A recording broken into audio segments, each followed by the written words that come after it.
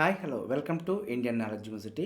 మనం ఈరోజు ఈ వీడియోలో TS EAP CET online application form ఏ విధంగా ఫిల్ చేయాలి, అదేవిధంగా మనం ఏ డాక్యుమెంట్స్ అప్లోడ్ చేయాలి అనే విషయాన్ని అయితే చూసే ప్రయత్నం చేద్దాం. సో ముందుగా అయితే మనం గూగుల్లో టీఎస్ ఈఏపీ సెట్ 2024 అని చెప్పి ఎంటర్ చేయగానే మనకి ఈ విధమైన పేజ్ అయితే ఓపెన్ అవుతుంది. సో ఇక్కడ చూసుకోవచ్చు, మనం Telangana state council of higher education మనకు ఈఏపీ సెట్ .tsche.ac.in ఇది అఫీషియల్ వెబ్సైటు. సో ఇక్కడ మనం క్లిక్ చేయగానే మనకు ఈ విధమైన పేజ్ అయితే ఓపెన్ అవుతుంది. ఇది మనకు టీఎస్ ఈఏపీ సెట్ 2024 సంబంధించి హోమ్ పేజీ. సో ఇక్కడ చూసుకోవచ్చు, మనం ఆన్లైన్ అప్లికేషన్స్, అదేవిధంగా రిజిస్ట్రేషన్ ఫీ, మనకు ఇన్ఫర్మేషన్ సంబంధించి కాలమ్స్ అయితే ఇవ్వడం జరిగింది. సో ఇందులో ప్రధానంగా మనం ఇంజనీరింగ్ అండ్ అగ్రికల్చర్ అండ్ ఫార్మర్స్కి సంబంధించి ఎగ్జామ్ ఫీజు ఏ విధంగా ఉన్నాయో చూసుకునే ప్రయత్నం చేద్దాం. సో ఇంజనీరింగ్లో ఎస్సీ ఎస్టీ అండ్ పిహెచ్ కేటగిరీకి అయితే 500 రూపీస్ ఫీ ఉంది. అదేవిధంగా అదర్స్కి అయితే 900 రూపీస్. మనకు అగ్రికల్చర్ అండ్ ఫార్మసీకి సంబంధించి చూసుకుంటే SC ST and pH category వాళ్ళకైతే 500, అదర్స్కి అయితే 900. ఎవరైతే engineering and agriculture and pharmacy రెండు రాయాలనుకుంటారో వారికైతే రాయాలనుకున్న వారికైతే కూడా ఆప్షన్ ఇవ్వడం జరిగింది. సో ఇందులో మనకు SC ST and pH category వాళ్ళకైతే 1000 రూపీస్, అదర్స్కి అయితే 1800 రూపీస్ ఎగ్జామ్ ఫీజు అయితే పెట్టడం జరిగింది. సో మనం ఫస్ట్ అయితే ఇంపార్టెంట్ డేట్ చూసిన తర్వాత మన ఆన్లైన్ అప్లికేషన్ ప్రాసెస్ చూసే ప్రయత్నం చేద్దాం. సో మనకు ఇంపార్టెంట్ డేట్కి సంబంధించి చూసుకుంటే, సో ఇక్కడ చూసుకోవచ్చు, మనకు ఆన్లైన్ అప్లికేషన్స్ మాత్రం ఫిబ్రవరి 26 నుంచి స్టార్ట్ అవుతున్నాయి. మనకు లాస్ట్ డేట్ సంబంధించి ఏప్రిల్ 6 వరకు ఆన్లైన్ అప్లికేషన్ చేసుకోవచ్చు. వితౌట్ లేట్ ఫీ తోటి అయితే ఏప్రిల్ 6 లాస్ట్ డేట్ ఇవ్వడం జరిగింది. మనకు ఆన్లైన్ అప్లికేషన్ డేట్ అయిపోయిన తర్వాత మనకు కరెక్షన్ విండో అయితే మనకు ఏప్రిల్ 8 నుంచి మనకు ఏప్రిల్ 12 వరకు కరెక్షన్ విండో అయితే అందుబాటులో ఉంటుంది. సో కరెక్షన్ విండోలో కూడా అన్నిటికీ అవకాశం ఉండదు, కొన్నిటికి మాత్రమే మనకు కరెక్షన్ విండో అవకాశం ఉంటుంది. సో మనకు లేట్ ఫీ తోటి మాత్రం 250 రూపాయల లేట్ ఫీ తోటి మనకు ఏప్రిల్ 9 వరకు ఆన్లైన్ అప్లికేషన్ చేసుకోవచ్చు. అదేవిధంగా 500 రూపీస్ లేట్ ఫీ తోటి ఏప్రిల్ 14 వరకు, అదేవిధంగా 2500 లేట్ ఫీ తోటి ఏప్రిల్ 19 వరకు, 5000 రూపీస్ లేట్ ఫీ తోటి మనకు మే 4 వరకు కూడా అప్లికేషన్ చేసుకోవచ్చు అంటే అయితే ఇవ్వడం జరిగింది. సో మనకు ఆల్ టికెట్స్ అయితే మే 1 నుంచి అందుబాటులో ఉంటాయి. మనకు ఎగ్జామ్ డేట్ వచ్చి మనకు ఇంజనీరింగ్కి సంబంధించి చూసుకుంటే మే 9 మరియు 10 2 రోజులు అయితే ఇంజనీరింగ్కి సంబంధించి ఎగ్జామ్ కండక్ట్ చేయడం జరుగుతుంది. సో టైమింగ్స్ వచ్చి మార్నింగ్ 9 AM టు మనకు 12 PM వరకు అయితే ఎగ్జామ్ కండక్ట్ చేయడం జరుగుతుంది. అంటే మనకు 3 అవర్స్ ఉంటుంది. అదేవిధంగా అగ్రికల్చర్ అండ్ ఫార్మసీకి సంబంధించి చూసుకుంటే మనకు మే 11 మరియు 12 2 డేస్ అయితే ఎగ్జామ్స్ కండక్ట్ చేయడం జరుగుతుంది. సో టైమింగ్స్ వచ్చి మనకు 3 PM టు 6 PM వరకు అయితే కండక్ట్ చేయడం జరుగుతుంది. ఇది మనకు ఆన్లైన్ అప్లికేషన్స్, అదేవిధంగా ఎగ్జామ్ డేట్స్ సంబంధించి ఇంపార్టెంట్ డేట్స్. సో మన ఆన్లైన్ అప్లికేషన్స్ ఫిల్ చేసే విధానం అయితే చూసే ప్రయత్నం చేద్దాం. చూసారుగా, మనకి ఇది ఆన్లైన్ అప్లికేషన్ సంబంధించి విండో పేజీ. సో ఫస్ట్ అయితే మనం ఎగ్జామ్ ఫీజుకి సంబంధించి రిజిస్ట్రేషన్ ఫీ అయితే పే చేసుకోవాల్సి ఉంటుంది.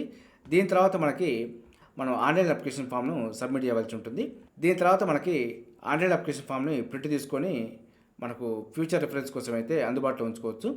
ఇది మనకు online application process main points. So మనకు పే రిజిస్ట్రేషన్కి సంబంధించి చూసుకుంటే, సో ఇక్కడ క్లిక్ చేయగానే మనకైతే మనం క్లిక్ చేయగానే ఈ విధమైన పేజ్ అయితే ఓపెన్ అవుతుంది. సో మీరు ఆల్రెడీ పేమెంట్ చేస్తుంటే మాత్రం ఒకసారి చెక్ చేసుకోవచ్చు అంటూ మనకి ఇక్కడ ఇవ్వడం జరిగింది. సో పేమెంట్ చెక్ చేసుకోవాలనుకున్న వాళ్ళైతే పేమెంట్ స్టేటస్ సంబంధించి క్లిక్ చేయాలి. సో మనకు ఫస్ట్ అప్లికేషన్ అనుకున్నప్పుడు మాత్రం ఇక్కడ క్లోజ్ అనగానే మనకు క్లోజ్ అవుతుంది. సో ఈ విధమైన పేజ్ అయితే మనకు ఓపెన్ అవుతుంది. సో ఇక్కడ చూసుకోవచ్చు, మీరు క్వాలిఫైయింగ్ ఎగ్జామ్ సంబంధించి అడుగుతుంది. ఎంపీసీ వాళ్ళైతే ఎంపీసీ, బైపీసీ అయితే బైపీసీ, డిప్లొమా వాళ్ళైతే డిప్లొమా, అదేవిధంగా ఎంబైపీసీ చదివిన వాళ్ళైతే ఎంబైపీసీ సంబంధించి క్లిక్ చేసుకోవాల్సి ఉంటుంది. అదేవిధంగా నేమ్ ఆఫ్ బోర్డు సెలెక్ట్ చేసుకోవాల్సి ఉంటుంది. సో ఇందులో మనకు బోర్డ్ ఆఫ్ ఇంటర్మీడియట్, అదేవిధంగా రెగ్యులర్ కోర్సా, ప్రైవేట్ కోర్సా అని చెప్పి కూడా ఆప్షన్స్ ఉన్నాయి. అదేవిధంగా వొకేషనల్ కోర్సు, సిబిఎస్ఈ సంబంధించి, డిప్లొమా సంబంధించి ఎవరు ఏది చదివి ఉంటే దానికి సంబంధించి సెలెక్ట్ చేసుకోవాల్సి ఉంటుంది. అదేవిధంగా second year all ticket number enter చేయాలి. తర్వాత మనకు క్యాండిడేట్ యొక్క నేము 10th మెమోలో ఏ విధంగా ఉందో అదేవిధంగా నేమ్ అయితే ఎంటర్ చేయాల్సి ఉంటుంది. అదేవిధంగా డేట్ ఆఫ్ బర్త్, మనకు క్యాండిడేట్ మొబైల్ నెంబరు. సో క్యాండిడేట్కి మొబైల్ నెంబర్ లేకపోతే ఫాదర్ కానీ మదర్ కానీ మొబైల్ నెంబర్ కూడా ఎంటర్ చేయవచ్చు. అదేవిధంగా మరొక ఆల్టర్నేట్ నెంబరు. సో ఇదైతే ఆప్షనల్, ఉంటే ఎంటర్ చేయండి, లేదంటే వదిలేయండి. మనకు ఈమెయిల్ ఐడి కూడా ఎంటర్ చేయవలసి ఉంటుంది. అదేవిధంగా కేటగిరీకి సంబంధించి ఓసీ, బీసీఏ, బీసీబీ ఎవరు ఏ కేటగిరీకి సంబంధించి వారు దాన్ని సెలెక్ట్ చేసుకోవాల్సి ఉంటుంది. ఫిజికల్లీ హ్యాండ్ ఛాలెంజ్డ్ అయితే మాత్రం దానికి ఉన్నవారైతే ఎస్ అని పెట్టండి, లేదంటే నో అని పెట్టండి. ఎస్ అని పెట్టిన వారికి ఇక్కడ సర్టిఫికేట్ నెంబర్ అయితే అడగడం జరుగుతుంది. అదేవిధంగా మనకు స్ట్రీమ్ అప్లోడ్ ఫర్ అని చెప్పి ఇవ్వడం జరిగింది. సో మనం ఫస్ట్ పేజీలోనే మన ఇంజనీరింగ్ సంబంధించి సెలెక్ట్ చేసుకున్నాం కాబట్టి ఇక్కడ ఇంజనీరింగ్ రావడం జరిగింది.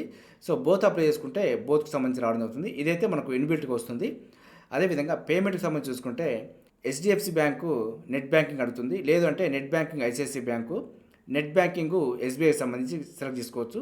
సో ఎవరు ఏ బ్యాంక్ వారైతే అది, లేదంటే నెట్ బ్యాంకింగ్ అదర్స్ బ్యాంక్ అయితే ఇక్కడ ఉన్న బ్యాంకులు కాకుండా అదర్ బ్యాంక్ అయితే మాత్రం ఇక్కడ సెలెక్ట్ చేసుకోండి.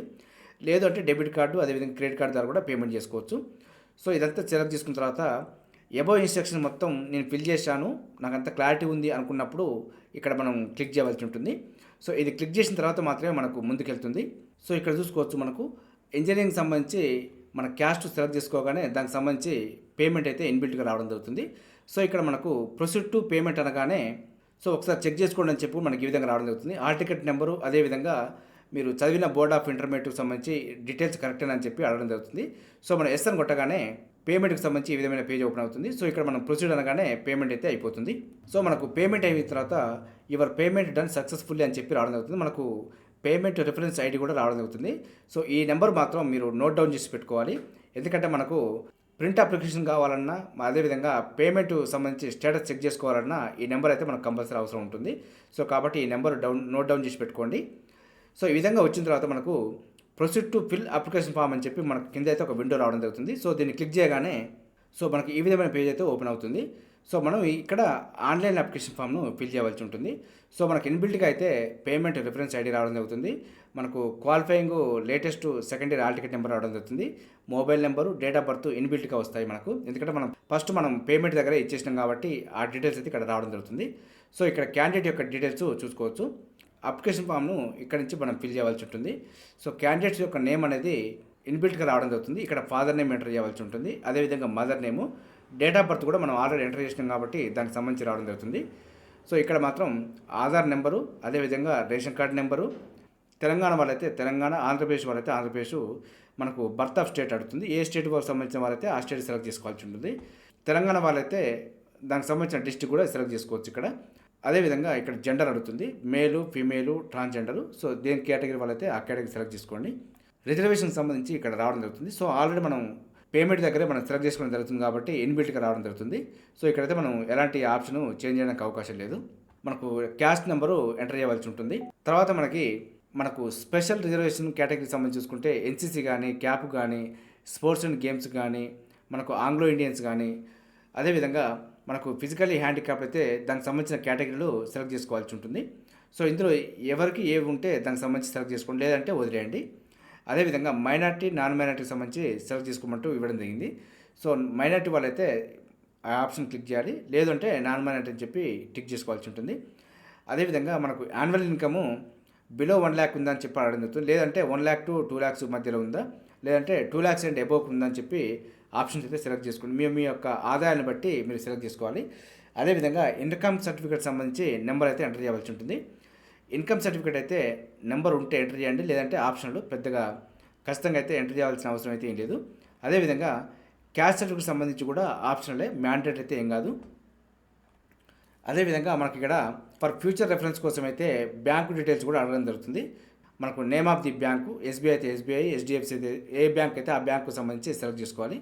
అదేవిధంగా అకౌంట్ నెంబరు, అదేవిధంగా IFSC కోడ్ ఇవైతే ఎంటర్ చేయాల్సి ఉంటుంది. అదేవిధంగా అడ్రస్ సంబంధించి మనకు కాలమ్స్ అయితే ఇవ్వడం జరిగింది.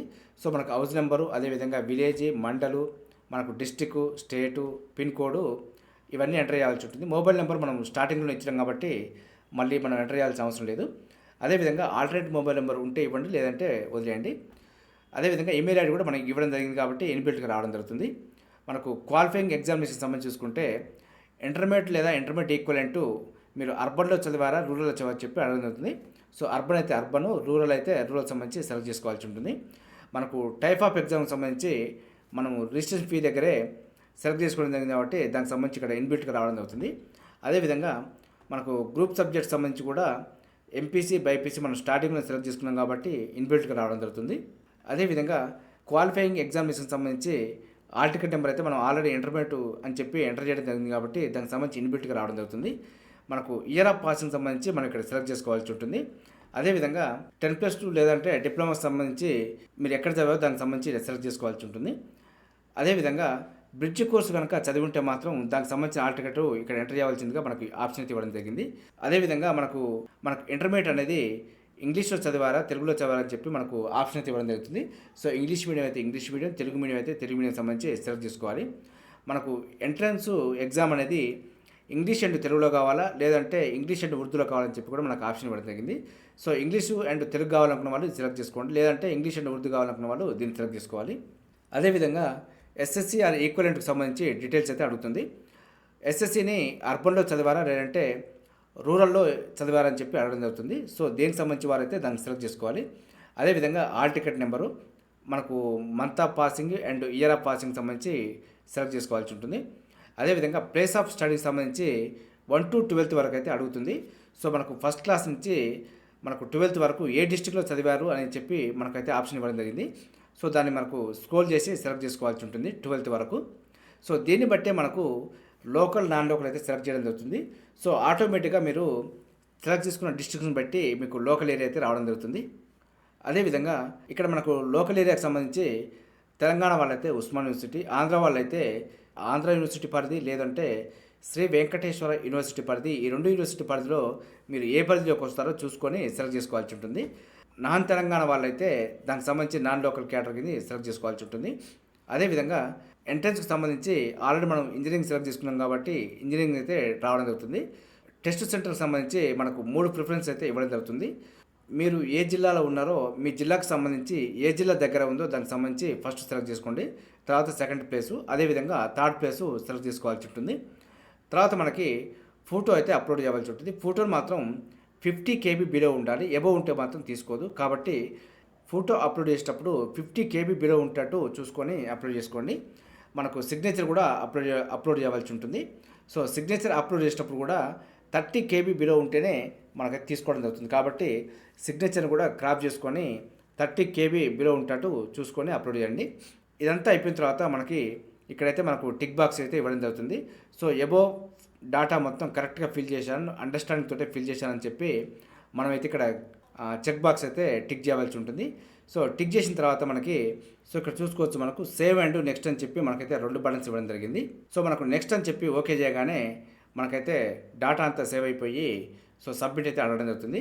సో మనకి ఇక్కడ ఫైనల్గా చూసుకోవచ్చు, సబ్మిట్ దగ్గర మనకు పక్కనే మోడిఫై కూడా ఇవ్వడం జరిగింది.